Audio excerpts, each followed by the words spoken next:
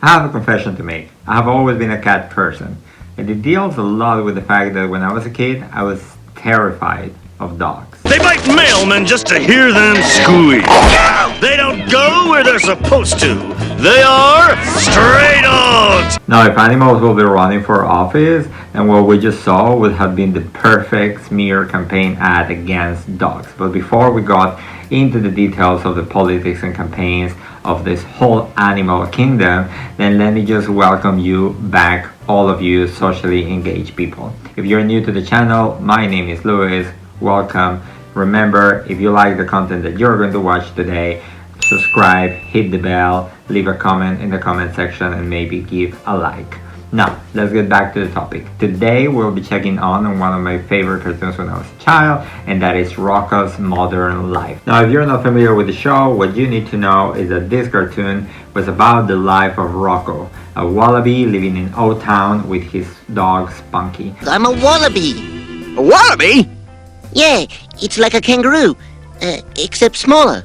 Now, they had this very bad relation with his neighbors, the Big Heads, a couple of frogs where Mr. Big Head was really not nice and had a lot of feuds with Rocko. So I'm really excited to check this one out because I haven't watched this episode in a long time. But let's not get into many spoilers, and then let's just get into it.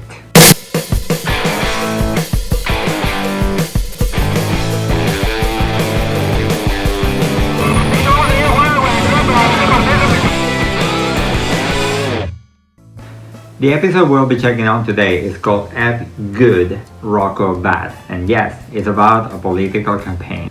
So as I told you before, Mr. Big Head hated Rocko and he also hated his dog Spunky. In this particular episode, Spunky starts hanging around with some stray dogs from the street, and then the stray dogs take out the collar from Spunky, and then to take advantage of the situation, Mr. Big Head just calls the dog catcher to come and then take Spunky away. Now Rocko gets super worried and then he goes to the rescue to the dog pound. The problem is that the dog catcher is so old that he confuses Rocko with another dog, and then he gets also in a cell with Spunky. Good news, they're reunited. Bad news, Rocko starts realizing the bad conditions under which these dogs are treated in the dog pound. So let's start from that point and then let's check it. These conditions are appalling. You're telling us they force us to watch reruns of Mervyn the Happy Cat. Oh no, it's starting again. Worst of all, they force us to watch reruns of Mervyn the Happy Cat. Oh no, it's starting again. He's got claws and ears and whiskers and a lot of fur, and you'll never hear. No more, please! I can't take it. I can't take it. Got it off! For the love of Lassie! Somebody neuter me! Snap out of it, man! Don't let him break you. It's against nature. It was very funny. As a way of torture, they're making them watch cartoons. I really like the chair reference there with the snap out of it, which is really a very funny thing, but maybe that's not for every audience to understand. Haven't you complained? Nobody listens to us. We're not bad dogs. We're just misunderstood. If I'm not a dog, maybe I can help. I'm gonna write a letter to the city about this place. You can work a pencil? But you're stuck in here with us. Just till my friend finds out what happened and bails me out. Hello? Rocko? Rocko's not here. Oh well, I'll watch some TV till he comes back. Gee, Rocko, that sounds horrible. I'm gonna write a nasty letter to the city about that dog catcher. I've been talking a lot about actually this story of discovering the motivation on why we're actually doing the things that we do. Why do we become socially engaged? Why do we decide to run for office? Why do we decide to actually take on any social cause? What Rocko is doing here is that he experienced actually the pain, and then his first instinct is actually not to run, but then to write a letter. If you remember on the first episode that we did about this series, about Hey Arno, I'm just going to leave it up here, the link. Check it out if you have time. we talk a lot about the first action is to understand the pain, to find your motivation, and then to take an action. In this case, it's going to be a letter, but then otherwise it can be also a first step for you to actually understand that this is maybe the entrance, the door for consideration to enter the political arena. So let's check what actually Rocko is going to do. Well, that won't do any good. He just retired today. It's in the paper. He retired and they're holding elections for a new one. Elections, huh? Whoever's the new dog catcher could reform the system. That's it! I'm going to run for the office of dog catcher. You see? Then his first initial thought was to do this letter that he was talking about. And then the second thought was, hey, wait a second. If there is no point of writing a letter because this guy just retired, let me just run. Which is a very good thing because he actually has a motivation to do stuff. And that's always the beginning of a good political or social campaign. Having a motivation and a true, sincere purpose. Hello, Rocko. Hello, Mrs. Bighead. I'm running for dog catcher in the next election. Can I count on your vote? It's actually very funny. He calls it a free thinker. Obviously, Mr. Bighead is a very conservative guy because he, on the first place, he actually called the dog catcher. So it's very normal that those people who are just always trying to fight for the status quo, for the conservative side, they're just gonna take that word free thinker as an insult, which is also actually not an insult. It's a compliment. It's like critical thinker, free thinker. Those are compliments. If someone is telling you that, take it as a good thing, never as a bad thing. I'm going to run against Rocko. Ed, why are you bothering with this? You cannot win. I mean, you have absolutely no charisma, and almost everyone hates you. I do have a bit of an image problem. You've come to the politically correct place! With our powerful image-enhancing techniques, you will soon be Mr. Popular Guy! Are you sure you can help me? I just have to beat that dog-loving wallaby! Easy as 1, 2 pie. But first, we have to run a few tests.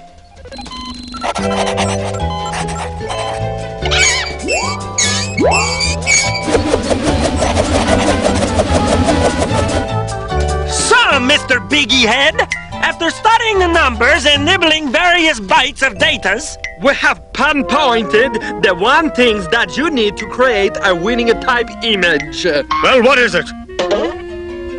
Shoulders! This is so funny. Actually, that talks a lot about the expectations of what actually happens in politics. Number one, I think that is hilarious that they have a politically correct academy or kind of like a consulting business about political communication that you see a lot going around. There are image consultants and so on. I work personally on personal branding and communication, which is actually fine, but then it's very funny to see that with the only thing that they want to change on him is to make him look more masculine. And actually that makes sense in one thing. Conservative image of politicians, they like to have big hair, they like to look a little bit more masculine, and then they always like to project this power and strength, and I am a man, I am muscular, I am big, and so on, I have big hair, I have a suit, and so on. Now I'm just gonna stop because it might look like I'm bragging, but then actually it is very important to stay true to yourself and then to your image. One thing is to tweak one or two things, but then the other thing is actually just to fall on into these stereotypes of what is expected from you as a politician, just from the image perspective. Wow, it is impressive. Oh. Not only do we make you look abso-terrific, we will smear your opponent with unfair rumors. Wait till you see the commercial! The fall of the Roman Empire. The sinking of the Titanic. The 1958 Edsel. Now, we're not saying that Rocko caused all these horrible things, but it does make you think. doesn't it? So, when you're voting for dog catcher, remember, Ed good, Rocko bad.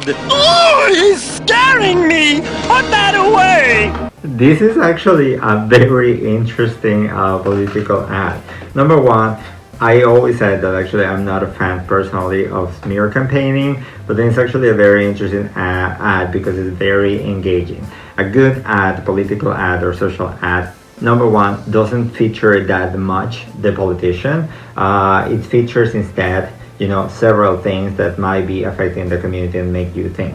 Number two, it actually asks questions because it's a type of engagement. It's actually not a one-way conversation, but more of questions that make you think and then leave you after the ad saying, I never thought of that. And then you get engaged in that way. And then on the third thing, it's actually a very simple message, which is very clever in a political ad. And then they had a very, very small slogan that is actually catchy. Ed good, Rocko bad. I am Team Rocko on this one, so obviously I'm not happy about it. But actually this ad had these three elements very well nailed down, and I think it's a good start for Mr. Big Head.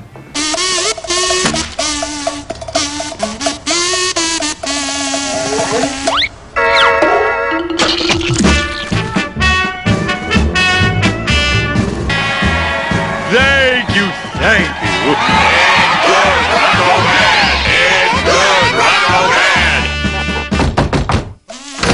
Hello, my name is Rocko, and I'm running for... Rocko! Bad! Well, you can tell that the message is actually going out there, and then you can also tell that Rocko is doing a very good thing, which is going door to door. I think that's a very good element of our campaign.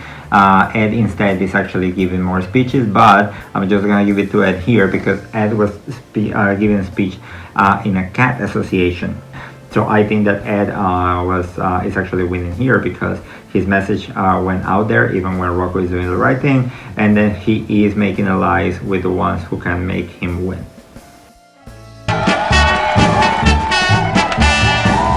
Vote for Rocko! He's a darn nice fella! Ouch! Sorry! Ed good, Rocko bad. Rocko for dog catcher. Oh, Rocko for dog catcher. Yes, Rocko for dog catcher. Rocko for dog catcher. Rocko for dog catcher. Ed good, Rocko bad. Ed good, Rocko bad. Ed good, Rocko bad. Dog catcher election update. Polls show Big Head way ahead of that other guy. Well, I've knocked on every door in town. Nothing left to do but wait for the results. I just turned on election day coverage. Keep your fingers crossed. I'm very happy for Rocko. I think that he did the work. I mean, I think that he did the right thing to do by doing door-to-door, by leafleting, by putting out the pins. I think that those grassroots campaigns, maybe they're not always successful, but they're honest. People can feel the honesty, and those are elements that are actually put on the hope. And I said it once, for example, I was belonging to a movement that didn't succeed at the beginning, had the same techniques, and then at the end what we created was a level of awareness of we were there, and then at the end, yes, we didn't succeed in the first elections that we ran, but in the upcoming elections we were using the same techniques, and then actually people remember us, and then they were appreciative because we were knocking at the door, we were giving leaflets, and we were giving pins. So I think that that's a very important thing to remember. Always try to go for those grassroots things, and then everything else is actually complementary. But then I have to say again that by the way that we see the cartoon, Ed managed, and then his communication team managed to tailor a very good and catchy message, and that is something very important. Something that we didn't see was that Rocko maybe was knocking at the doors, but we didn't see what he was doing. He was introducing himself, not many using this elevator pitch, 30 seconds to convince someone, but Ed managed to tailor a one-liner message, Ed good, Rocko bad, that is actually very catchy. And then if you're starting a campaign, if you see movements, actually those are the best messages, short, concise, to the point. Herb McGiggins here, live at election headquarters for Ed Bighead, who seems a shoo-in victor over that bad guy he's running against. Don't worry, guys. The American public isn't swayed by flashy ad campaigns. They only care about the issues. Sadly, no. That's wishful thinking, but sadly that is not the case. People care a lot about the content and the outreach of those campaign messages, not only about the issues.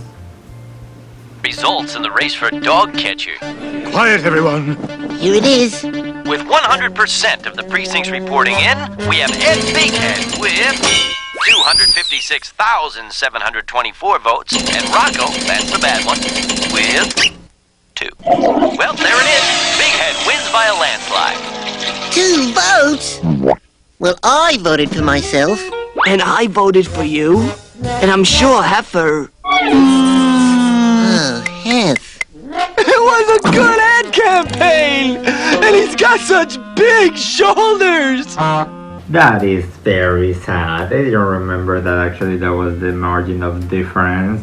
But do not get frustrated either when you hear someone who gets impressed by this other image of what is expected to be from this other politician, because sometimes actually people fall into that. Do not get frustrated, just try to understand that that happens, be empathetic, and then just follow up with the show. That's okay, Hef. He almost had me convinced I was bad. I just feel awful for the poor doggies. Oh, don't worry about them. Even though you lost, the voters passed the Humane Doggy Treatment Bill. What does that do? The state is going to provide the stray dogs with psychological counseling, obedience training, and a first-class amusement park. What's more, the position of dog catcher has been reduced to nothing more than a glorified pooper scooper. I hate my life. Alright, this was a fun episode, and let's see what lessons we can get out of it. The first lesson that I already can think about is actually keeping messages concise, keeping messages concrete, and those messages are the ones who are going to work the most. I think that maybe actually by looking at the last remark that Rocko made about people care about the issues, they don't care only about what media says, that is actually false. It's very sad, but that is false. And then I think that Ed at the end won because he had a very specific message by saying Ed is good, Rocko is bad, and that's something very concise, very there on the point, and then actually resonated with a lot of people because it's easy to remember. So be concrete and concise. The second thing that I want to emphasize as a lesson is actually the importance to be humble enough to know that you have to improve in certain areas. The reason why I think that Bighead actually won and the way his campaign was so successful was because on the first place he managed to identify that he had an image problem. And then actually many times you see a lot of politicians who do not want to change whatsoever. And that is because many times they don't have a team or people surrounding them that says, hey, maybe you need to change on this, maybe you need to change that. But then they are actually very reluctant, especially because we like the way that politics are, and many times when we answer to a movement, we like to think that people actually care about the issues only, but that is not the case. People also care about the image a lot. And then I'm not saying do not change completely yourself, because I do still think that we need to remain authentic, but then that authenticity has to come from our personality, from our purpose, from the fact that we have a fight that we want to drive because we come from a place of pain, from a place of fear, and then that's why it's motivating for us to fight this fight. Now, it's very important, and I repeat it, look for advice, look for the areas where you need improvement and work for those, because the better you become as an individual, then the better you will be able to tell your story, and the better you will be to engage others into supporting your cause. Well, that's just downright cruel. Alright, so overall, I really like this episode. As I said, I really like this cartoon. Now I understand more and more why our generation is so socially engaged, as I keep saying. But what did you think? Maybe leave a comment in the comment section, like this video if you enjoyed it, subscribe, hit the bell, share it with friends, and I'm really happy again that you are socially engaged in this channel, and I hope also that you're socially engaged out there by joining a movement, by joining a social cause, and then by being loud. For now, I hope that you have a good time, and then I hope to see you next time for the next video. Bye!